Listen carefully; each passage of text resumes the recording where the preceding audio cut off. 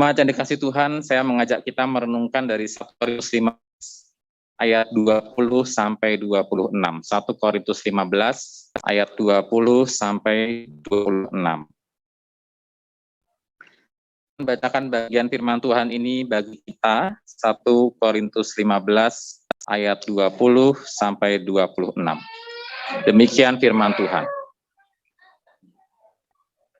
Tetapi yang benar ialah bahwa Kristus telah dibangkitkan dari antara orang mati sebagai yang sulung dari orang-orang yang telah meninggal. Sebab sama seperti maut datang karena satu orang manusia, demikian juga kebangkitan orang mati datang karena satu orang manusia. Karena sama seperti semua orang mati dalam persekutuan dengan Adam, demikian pula semua akan dihidupkan kembali dalam persekutuan dengan Kristus. Tetapi tiap-tiap orang menurut urutannya, Kristus sebagai buah sulung yang menjadi miliknya pada waktu kedatangannya. Kemudian tiba kesudahannya, yaitu bila mana ia menyerahkan kerajaan kepada Allah Bapa, sesudah ia membinasakan segala pemerintahan, kekuasaan, dan kekuatan.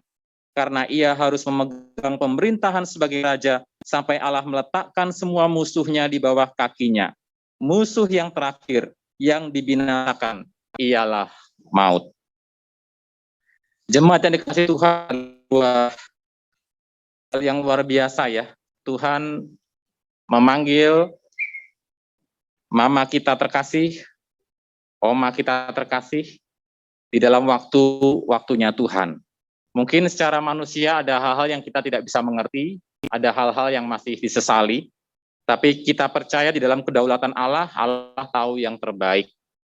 Masa-masa ini adalah masih di dalam masa-masa raya Paskah, masa-masa merayakan kebangkitan Tuhan, yaitu dari mulai hari Minggu kebangkitan kemarin sampai juga dengan namanya surga dan peringatan turunnya Roh Kudus yaitu Pentakosta. 2000 tahun yang lalu, masa setelah kebangkitan Yesus sampai datangnya Roh Kudus, masa-masa itu adalah masa-masa di mana Yesus menampakkan diri kepada murid-muridnya.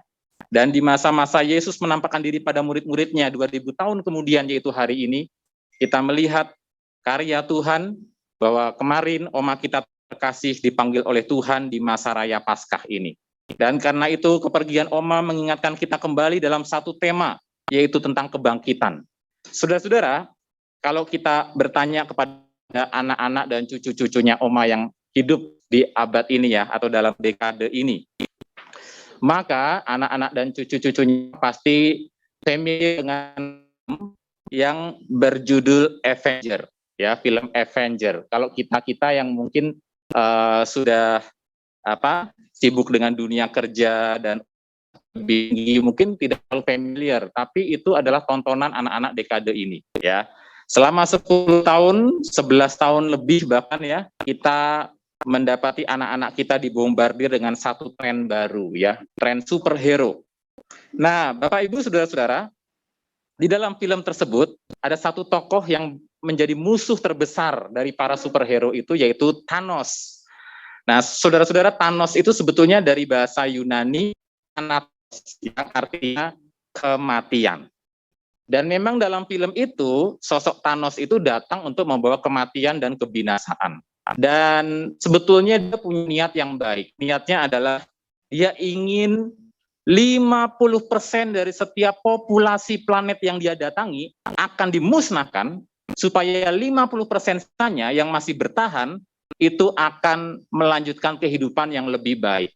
Jadi ada pembaharuan kehidupan dengan cara mengorbankan setengah dari populasi dari setiap planet yang dia datangi. Tidak heran namanya disebut Thanos, karena Thanos menghadirkan kemusnahan, kematian. Kata Yunani Thanatos. Bapak Ibu Saudara-saudara, Thanatos adalah sebuah kata yang dalam Perjanjian Baru itu digunakan 120 kali dan menggambarkan keadaan kematian fisik atau kemusnahan hidup. Dan di dalam Perjanjian Baru juga menunjuk kepada sebuah keadaan bahaya yang panas, sebuah keadaan yang berbahaya, situasi berbahaya dan fatal. Dan di dalam sistem hukum Romawi, kata Thanatos ini juga menggambarkan hukuman mati. Bapak Ibu, itu yang terjadi dalam diri Tuhan Yesus. Tuhan Yesus mengalami yang namanya thanatos, hukuman mati dan keadaan secara fisik mati.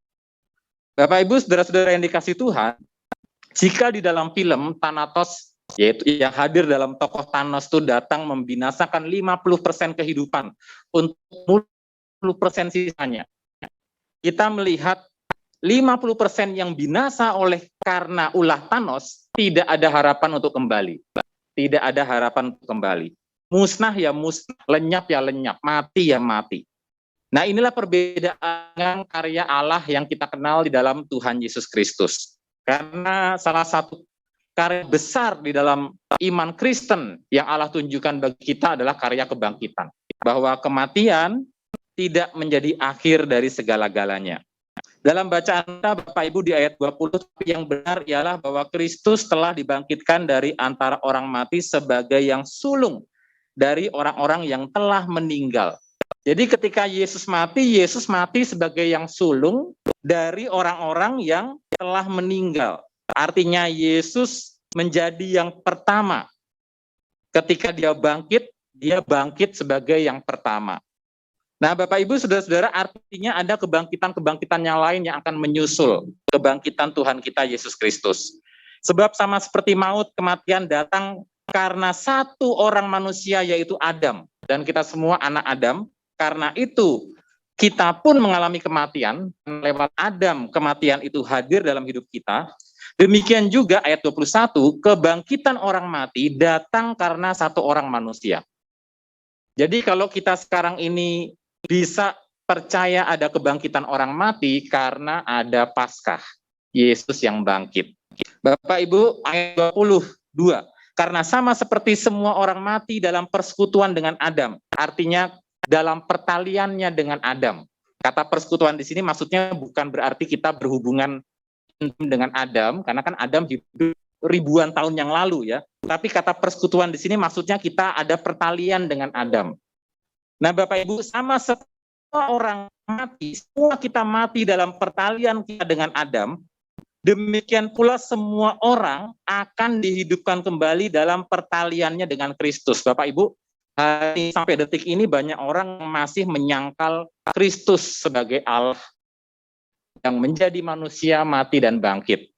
Ketika orang-orang itu menyangkali Kristus sebagai Allah yang menjadi manusia dan bangkit, mati dan bangkit, yang ironi adalah mereka sebetulnya tidak dapat menyangkali bahwa mereka sebetulnya punya pertalian dengan Kristus. Bukan pertalian dalam pengertian persekutuan intim ya, tapi pertalian dalam pengertian bahwa orang-orang dunia ini akan dibangkitkan karena sudah pernah ada yang bangkit.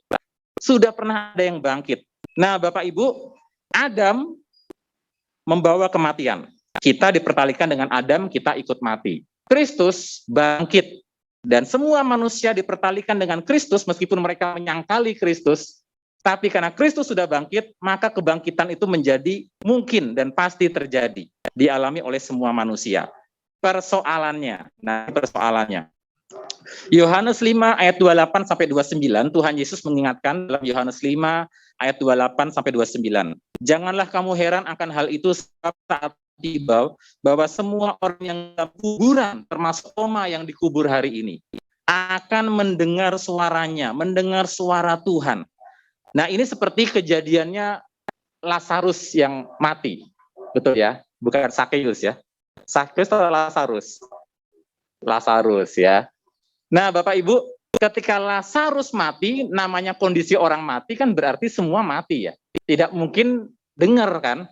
Kita mau panggil, maaf kata ya, kita mau panggil Oma detik ini, dia tidak akan dengar karena apa? Karena dia sudah mati kan, telinganya semua organ-organ tubuhnya kan tidak berfungsi. Nah, Bapak Ibu saudara-saudara, tetapi ketika panggilan itu datang dari Tuhan, ketika yang bersuara itu Tuhan, dikatakan setiap orang mati yang di dalam kuburan akan mendengar suaranya, dan itu seperti suara Yesus yang memanggil Lazarus. Panggilan itu efektif. Maksudnya panggilannya efektif apa? Yang mati, yang tidak mampu mendengar, tiba-tiba bisa mendengar. Karena dalam panggilan itu ada kuasa yang membangkitkan.